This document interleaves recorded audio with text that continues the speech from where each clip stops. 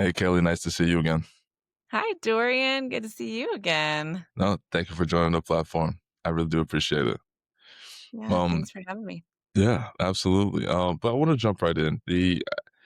I love what I learned from you over our pre-interview conversations that we've had, and then kind of what I've looked up. And you've built an incredible career. You've balanced motherhood, which is amazing, which I know is very hard. You've been in marketing, which is a zero sum game at times, and then now you're in thought leadership, which is a lot, right?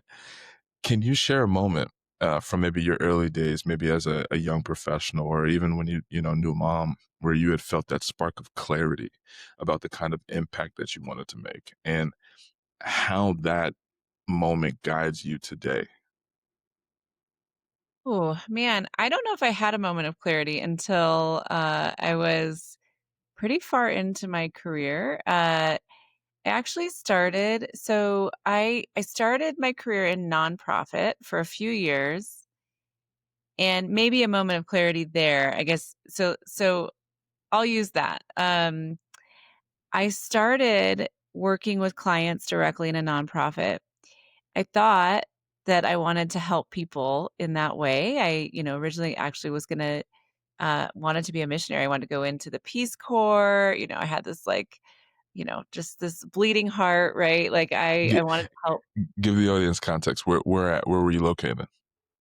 Well, I graduated from college in Virginia. I went to James Madison University, and then I came out to Colorado. I've been here pretty much ever since. But so I was in the Denver area, working in like the homeless population in Denver.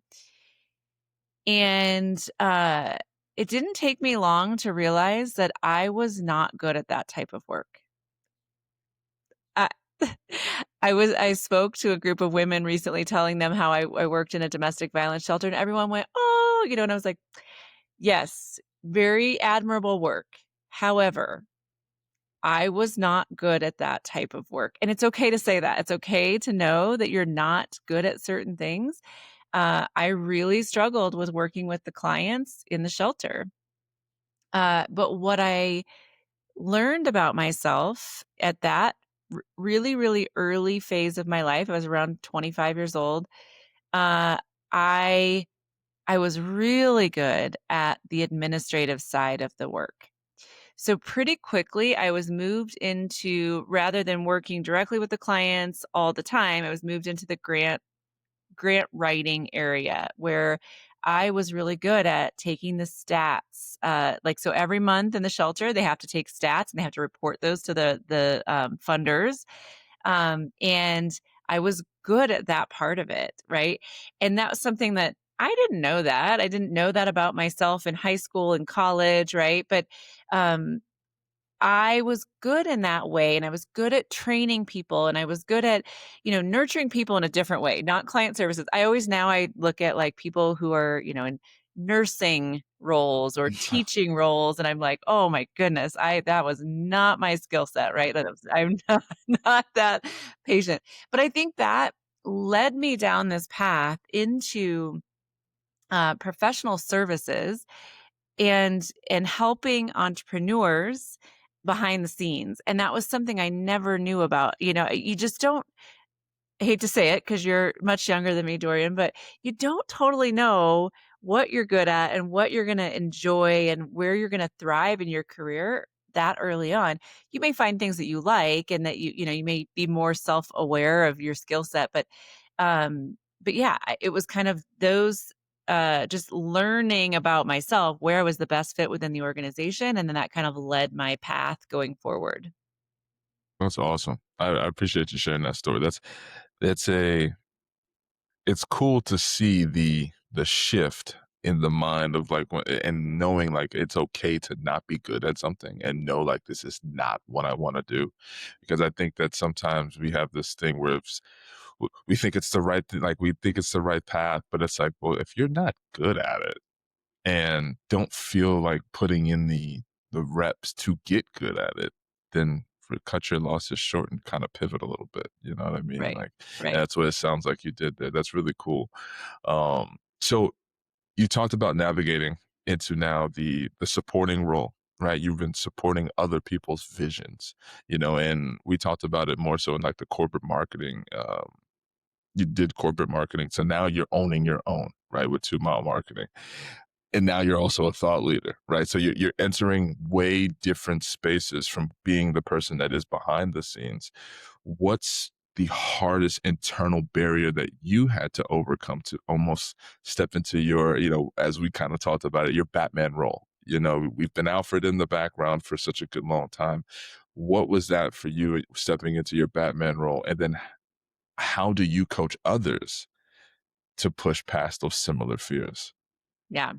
So imposter syndrome, 100%. That is the biggest thing I've had to overcome. So I mentioned that I started my career in nonprofit. I then went from that to publishing, and I worked in a publishing company. I actually ran the company for it was a family owned company. I was there for 10 years. And I was running all of the stuff behind the scenes, right? And my boss was the one who was going out and speaking, going to events. He was the face of the company.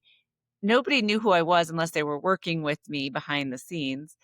And I did that for 10 years, and I was very comfortable in that role, right? I went from that to a marketing role. I was there for 7 or 8 years. And again, I was that person. I like to say it's the person behind the person, right? So I worked for a CEO. I was helping him establish his thought leadership platform. I helped him publish his first book. I helped him write and publish his second book. I helped him get on stages, go to networking groups. I was doing all the support things on the marketing side behind the scenes. And again, nobody really knew who I was unless they were working with me directly. When I decided to start my company, doing what I had done for my bosses in the past, like helping people establish their thought leadership platforms, so helping business owners get out there and become known as the thought leader in the space, I realized I couldn't keep being behind the scenes. Okay, now I have to start doing this because I know it's the right way to grow your business, but also I've never had to be in the spotlight. I've always been able to push somebody else into the spotlight. So I started so yeah, so going back to your questions, like what was the biggest hurdle? Like to me it was like, but I'm not that person. I'm not the person who stands on a stage and is the thought leader. But I had to get over that and say, "You know what? Like, I am the thought leader. I know how to do this. I need to trust my own abilities and push myself to get in this, get into the spotlight." So I just recently was on a stage in a room that had seating for 1,000 people. There probably wasn't 1,000 people in my session, but like 2 to 300 people in the session. And it was like this moment for me of like, "Holy cow, I never saw myself being that person on the stage." It scares the absolute crap out of me, but I was like, "I'm doing it because, this is my role now," right? So I think that to put yourself in that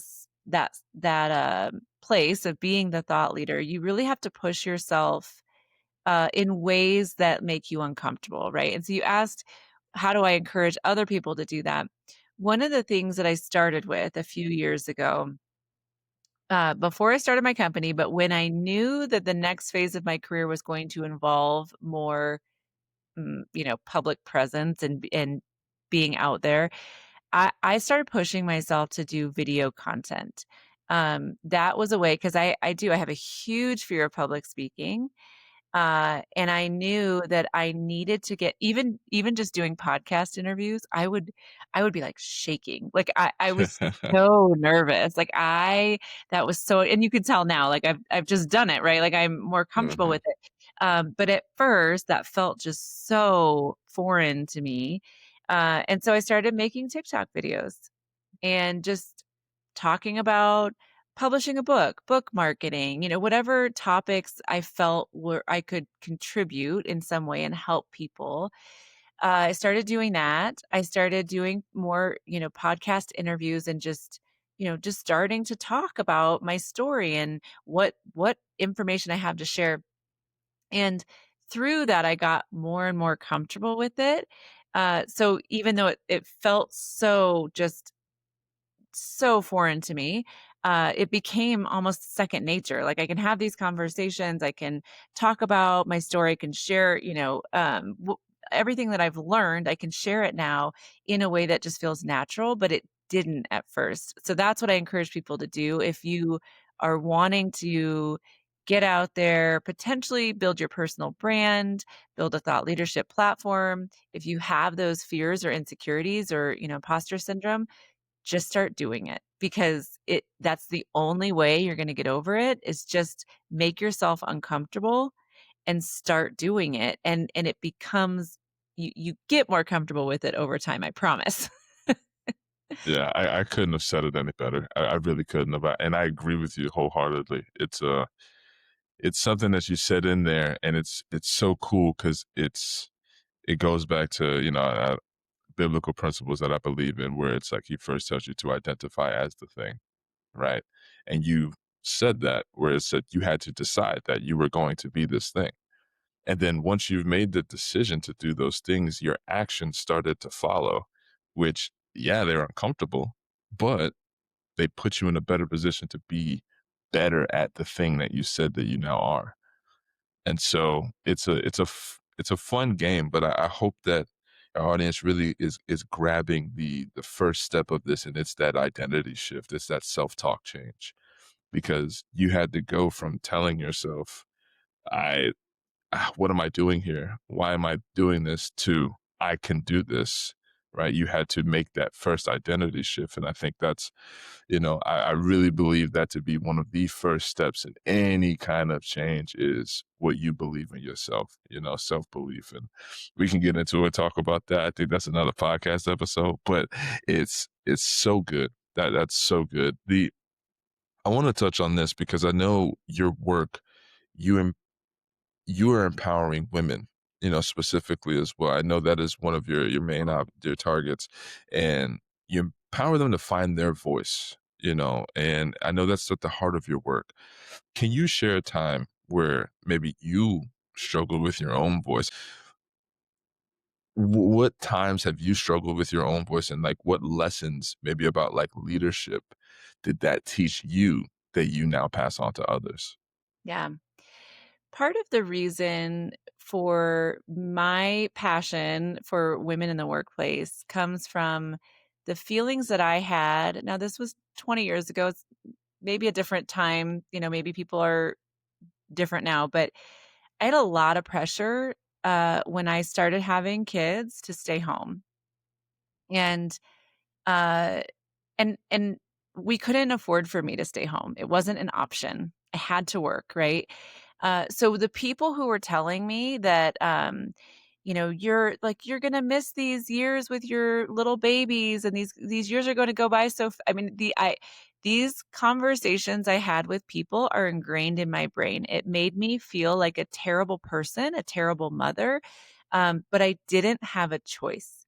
And even if I had had a choice, if I wanted to work, um, I I mean, I wanted to work, but you know what I'm saying? Like, if I had made the choice to work and I didn't, um, it's still okay.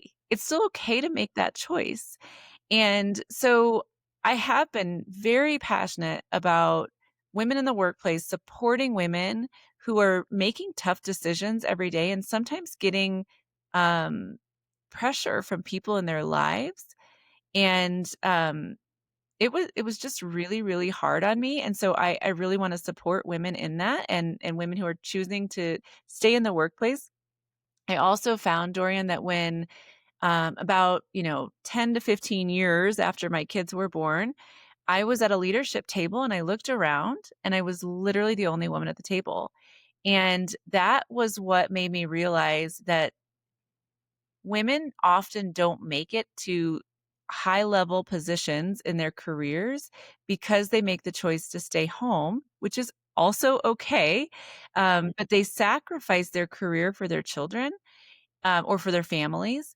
And again, that's okay if that's your choice, but I want to see more women in higher leadership roles in companies because that diversity, having women's perspectives on the leadership teams also makes companies stronger. There's research that indicates that having women in C-level positions, leadership positions actually helps companies because of that diversity of opinion and the way that women are contributing. But I was on a leadership team of 7 people and I was the only woman, right? So anyway, so I'm passionate about that. I'm also passionate about remote work because I fully believe if I hadn't found an opportunity to work remotely 18 years ago, my career would have taken a very different turn, right? Because I was able to juggle, and it was a juggle, having kids, working from home, having this remote job, I ended up having opportunities in leadership that I never would have expected. I never, it wasn't something I was intending to do in my career, but I was able to do it because I was able to work around my family's schedule, right? So I could put the kids to bed for a nap and I could work during that time. I worked a lot at night, but I had that flexibility and I didn't have the pressure to be somewhere from 9 to 5 and, to have to put my kids in daycare or whatever.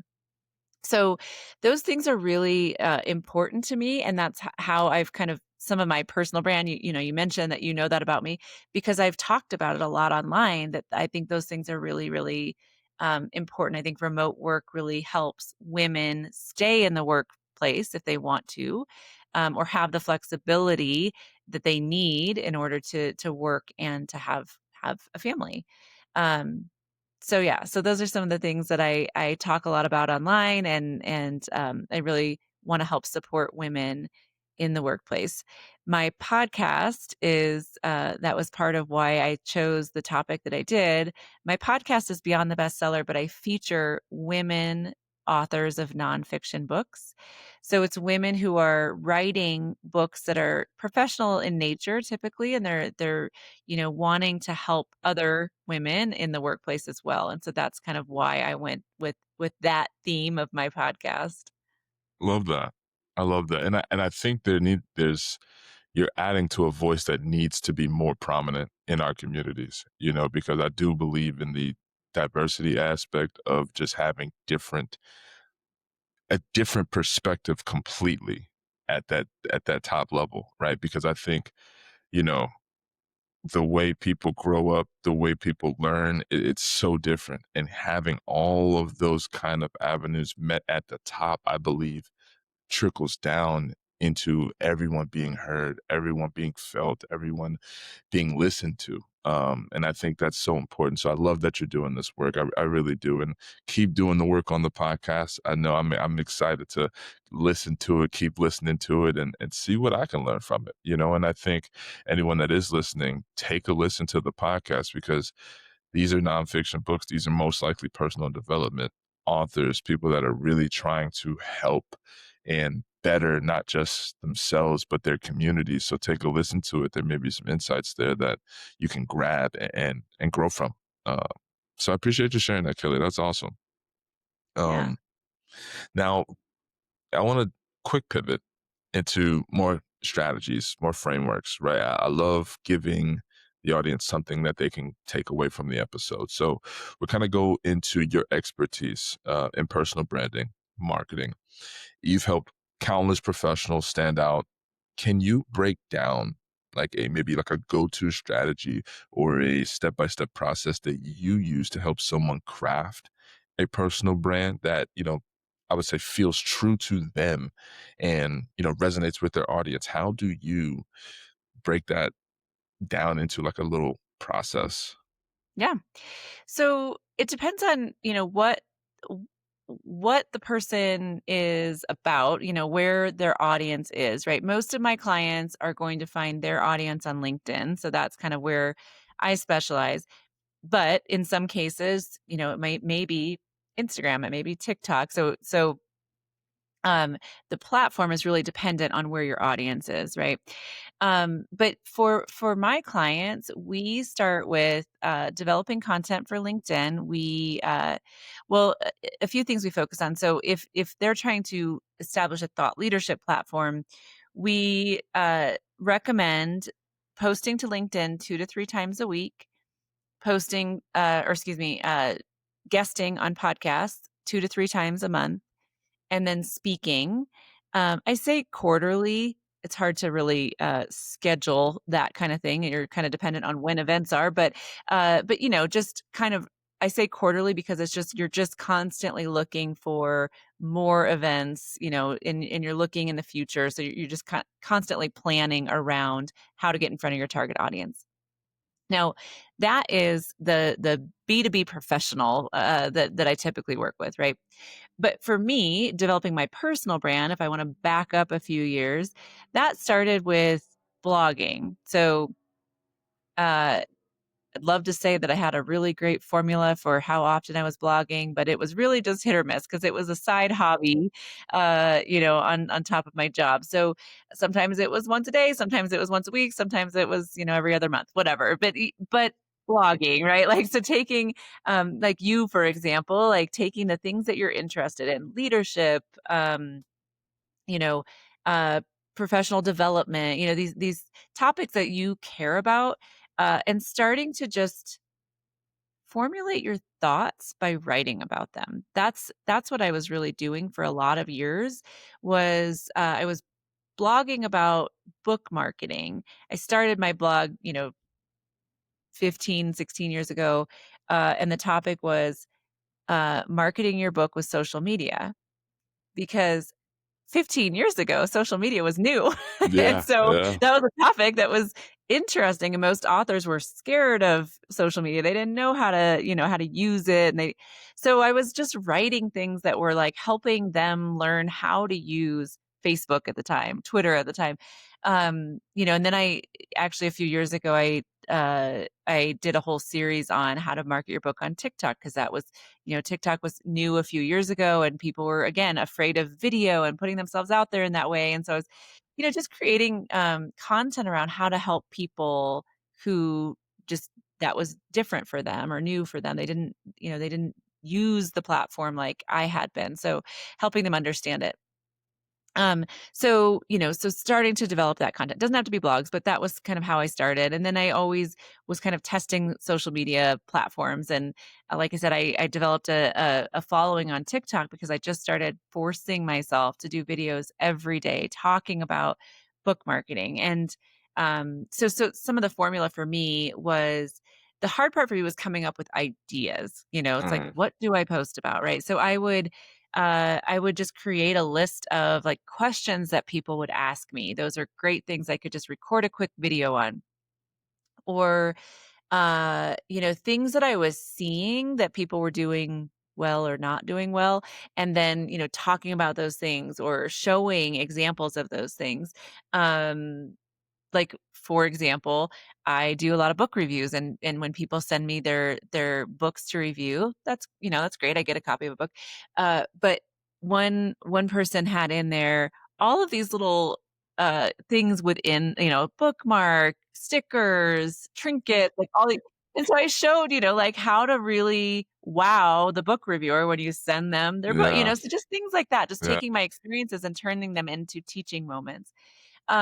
So all of that, like just starting to create that content, put it out there and be consistent. I think that is the biggest piece that people struggle with, right? It's like, and I mentioned it myself, right? I did a blog post once a day for a while and then once a week and then whatever, but like finding something that you can do consistently.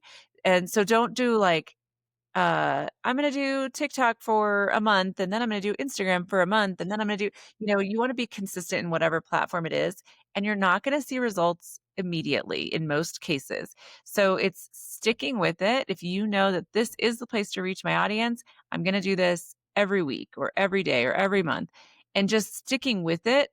I have a following on TikTok. I mean, it's laughable if you're an influencer, right? My TikTok following is something like 4,500. Um, so it's not like I'm not an influencer by any means, but most people I see have, a few hundred, right? Like, so it's that consistency of showing up, putting out that content, connecting with my target audience helped me grow to that. And it will continue to grow as I continue to put out that content. But I don't have a million followers, and that doesn't matter. I don't need a million followers. I need the followers who are going to be interested in the content that I'm putting out there. That's the key. And so same with your Instagram content, same with your LinkedIn content. Anything you're putting out there, you don't need a million followers. We all have this obsession over our follower number. It's really the follower number is not what's important. It's the quality of the engagement that you're getting from what you're putting out there. I love that. Yeah, because I think that there's this huge misconception that it needs to be the more followers, the better, and I know that I used to, look at people's profiles back when I was into, like, social heavy, and I'd see, "Oh, they have all these followers," but then I'd look at a picture, and it's like, there's 3 likes. And it's like, well, do you actually have, this 100,000 followers? So it really is about the engagement and the community that you create. I think that's a huge, huge takeaway from that. And playing the long game, that's probably the hardest part, in my opinion, because I know as I'm doing it as well, building brand, it's understanding this is going to take way longer than I anticipate. And I just need to put in the reps, That's just right. just rep it out. So that's so good. What are moments that you felt like, the reps that you were putting in like weren't move like did you ever have moments like that where the reps Oh, just didn't feel like they were yeah. Yeah. You feel like that all the time, right? Like I mean, I've had my blog. So if you go to you mentioned my company is 2 Mile High Marketing, but I started with my personal brand, which is just my name, kellyschuknecht.com. And I've had that I mean, that blog has evolved over 15 years. And yeah, there's been lots and lots of time more times than I'd like to, think about, but where I felt like, "Why am I doing this?" Right? I said that to myself so many times. "Why am I doing this?" I would spend Saturdays sitting on the couch, writing a blog post, right? Putting something out there, developing a guide for authors on something. Like, I was always doing that and just feeling like, "Why am I doing this?" But when I started my company last year and my company seemingly blew up overnight, I realized that's why I had been doing what I was doing. It felt like very little progress. It felt like, in the moment for 15 years, it felt like, again, why am I doing that? My kids would go, "Mom, quit doing TikToks. Quit." 'Cause their friends would see it, and I'm like, "I don't care." Because I just knew there was a higher purpose for what I was doing, even though I could not see it in the moment. But when I started my company, it grew very quickly, and it was because of the personal brand that I had grown consistently in a different way of just, like, I still kept doing it, right? Like, yeah, it's for over time. 15 Yeah, years. you did it Yeah. for a long period of time. And I'm not gonna say that it's gonna take you 15 years to build a brand. I had a job for that whole time, so I wasn't worried about making money or doing, but when I lost my job, that was when it was like, "All right, I'm gonna take this personal brand and I'm gonna lean into it." And that's when I finally knew that the brand I had been building had been successful. Like, you don't always feel that. One of the things I'll answer this question in a different way. One of the times where I realized surprisingly that my personal brand was resonating, that people were picking up on it, that it was getting through to people, was, I mentioned some of the things I was passionate about, one of them being remote work. I had decided to post on LinkedIn, this was a few years ago, I had decided to post on LinkedIn every day during the week on a number of topics. So I created kind of a list of topics that were like, "These are the things I'm gonna talk about." Remote work and women in the workplace were 2 of the items on that list, and I would just I would just talk about my experiences, share my stories. I wasn't trying to get anything out of it. I wasn't trying to get clients. There was nothing I was promoting. I was just really just trying to put my thoughts out there. And I was in a call with somebody, maybe 9 months into that, who said, "Oh, you're the remote work advocate. You're the expert on remote work." I ha it was like, "Oh, this person has never liked one of my posts or commented on anything," but she associated me with being like the remote work person, because she had seen my content out there. And then I had somebody else say something similar, and I realized, oh, these things, even though you don't always get engagement from everyone that sees it, people see it and they know. They start associating you with those topics that you're talking about. So that's what's really important is identifying what those topics are that you want to be associated with, and starting to create that content around them. And again, just continuing to be consistent even if you don't see immediate results, but give yourself an assignment. So I see you taking notes there, Dorian. So I'm going Yeah. to tell you, give yourself an assignment of like, so I mentioned that example of, I said 5 days a week I'm going to post on LinkedIn. That's what I did pretty consistently. I mean, if I was traveling or something, I might miss a day here or there, but for the most part, I stuck to my 5 days a week. And but for you, it might be 2 days a week. I'm going to post on LinkedIn, or I'm going to post on whatever social media platform. And you just stick to it for 6 months, a year, whatever timeline you can give yourself, and just start doing it, right? And start tracking the numbers too. So it doesn't have to be how many people are liking this post, but you I would track things like the number of followers, the engagement numbers. And so from week to week, you might go, okay, I got one new follower, I got two new followers. It doesn't seem like much, right? Over a year, that starts to add up, and you start to see the results of that. So that's the thing to be focused on, is those numbers, not just like how many people are liking this, but all of the numbers that are collectively growing, and you start seeing that with time. I love that. I love that. And to add to that too, for anyone that's listening, I just recently learned this and it's just really cool. I'm sure you know this, Kelly. These platforms reward people that post content on the platform. It it's this interesting thing. The more you actually post and the more engagement you get, the more they say, okay, well, you're bringing people to my platform, so I'm going to promote your post more, just off the cuff, the algorithms and stuff like that. So I think the consistency piece even goes into like the tech on the back end, right? Post as much as you can, post 2, 3, 4, 5 times a week, because over time, the algorithm will see you as someone that's a consistent content creator.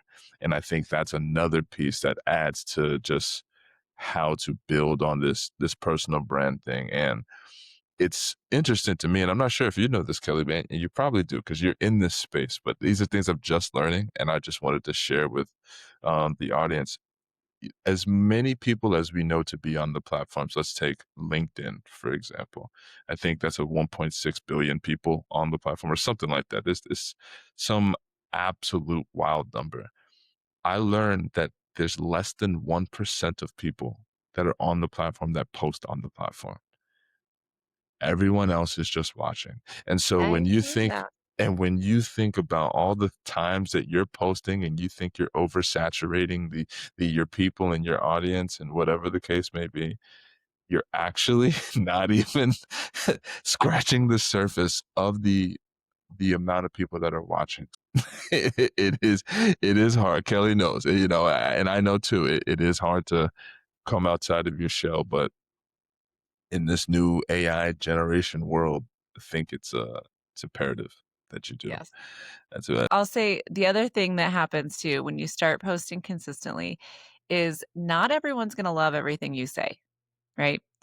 So you gotta just let those things go, and it is hard, but, I mean, I will get mean comments on things sometimes, like, um, about appearance, or, um, like, probably my most controversial post, this is, like, silly because it has nothing to do with anything with my personal brand, but I happened to see Taylor Swift in Las Vegas.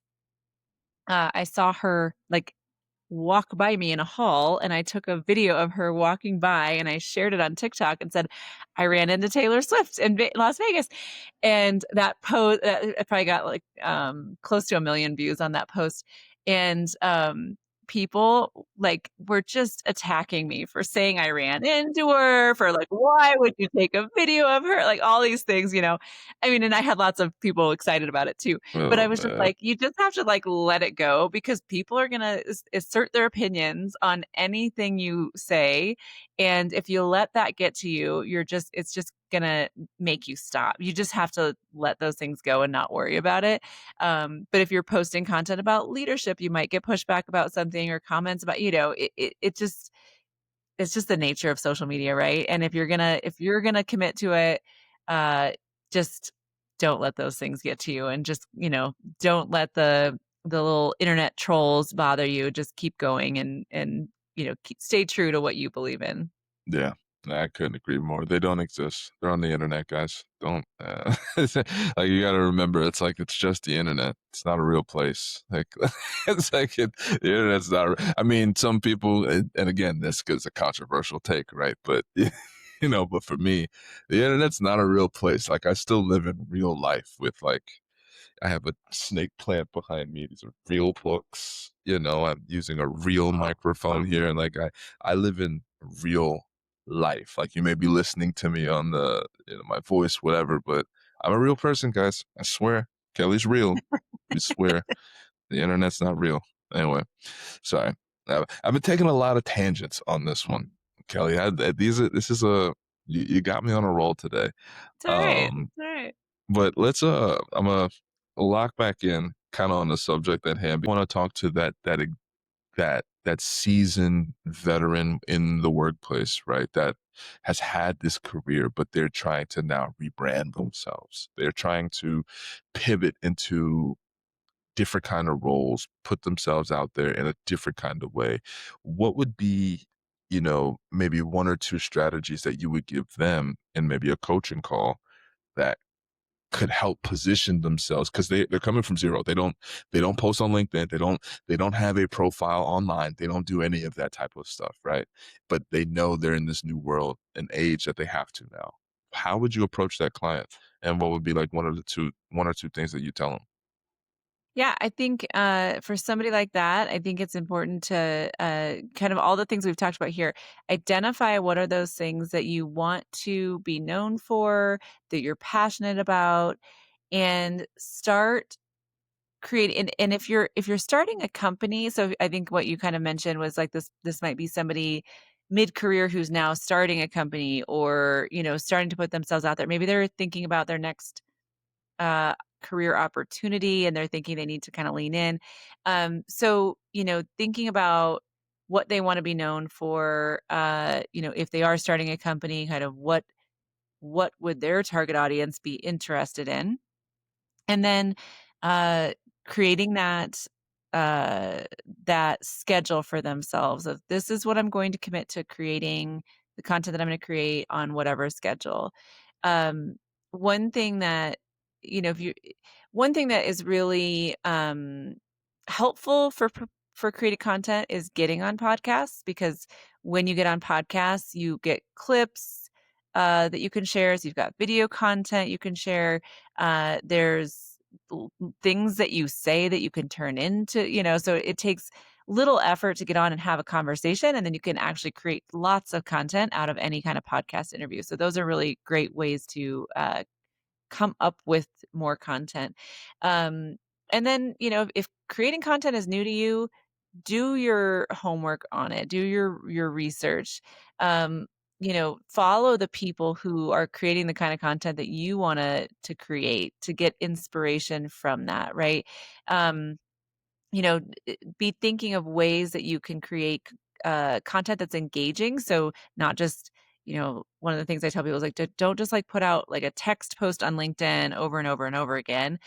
Change it up. Sometimes it's video, sometimes it's uh graphic, ways that you're communicating with your audience, that are it's not boring, that it's engaging, it's interesting, and people want to follow along for more.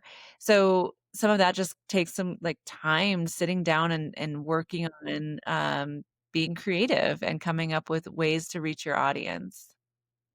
I love that, and I think there's so many gems in that, but it kinda goes back to that original, identify what you wanna be known for. I think Mhm. that's the a question that I know I still sometimes struggle with at times when I think about it, and I think it's really cool, but the getting on podcasts, I think that's I would say newer way to do this, but I love that because there are people that want people on their podcast and they're experts at things at what they do. So if you're a 20-year vet, 15-year vet in what you do, you can speak on it at a level that that newbie can't, right? So I love that getting on other people's platforms, and it's just like going out in there and finding it.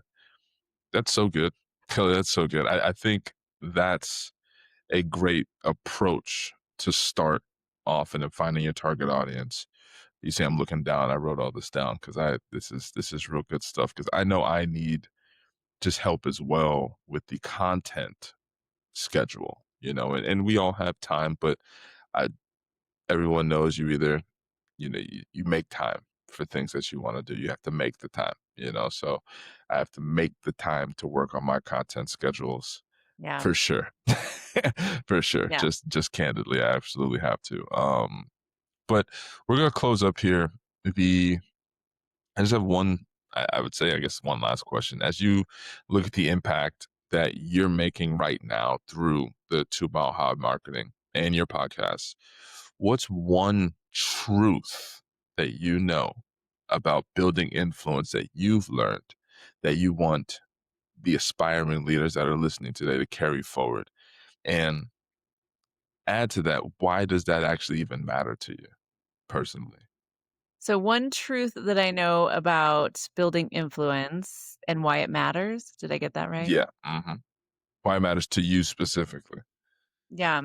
Um, well, we talked a lot about, like, the imposter syndrome and fear and all of those things. For me, the truth of building influence has been that I knew I had to put myself out here in this way to grow my company, and that's proving to be the case, right? I because I'm putting myself out there, I am getting clients, I'm building a reputation, I'm getting more opportunities because I am not sitting back, my introverted personality and, sitting back just trying to stay behind the scenes. I am putting myself out there. I think that has made all the difference in my company, being able to grow my company so quickly. If I had been shy and not trying, not, wanting to put myself out there, uh, it really would be I'd be in a very different place right now. So to me, that's the truth is if you really wanna grow your business or your future opportunities, so, like, I could have ended up in another job as well instead of starting a company, but again, if no one knew who I was, those doors would not have been open. So the more you are willing to put yourself out there, the more opportunities I think will open up for you and for me. And I have about 10 people on my team now, and that to me, one of the things somebody said to me really early on was like, you don't want to have an agency. You don't want to, like, hire people because then you have to manage people, whatever. I was like, no, I absolutely do. I love growing a team. I love having people in it with me, and it's not just me by myself trying to, do all the things. So to me, that has made all the difference. Awesome. Well, Kelly, thank you so much for joining me. This has been an unbelievable conversation. Uh, the insights, gold. I'm excited to try some of these things, but I hope our audience is listening. We're really taking in, one valuable thing that we've talked about today, right? That's the whole purpose of this podcast is to get you to think more like a leader. And these are some of the tactics, strategies, mindsets that it takes to think more like a leader. So, Kelly, thank you so much for joining me. Do you have any parting shots for anybody that is listening today?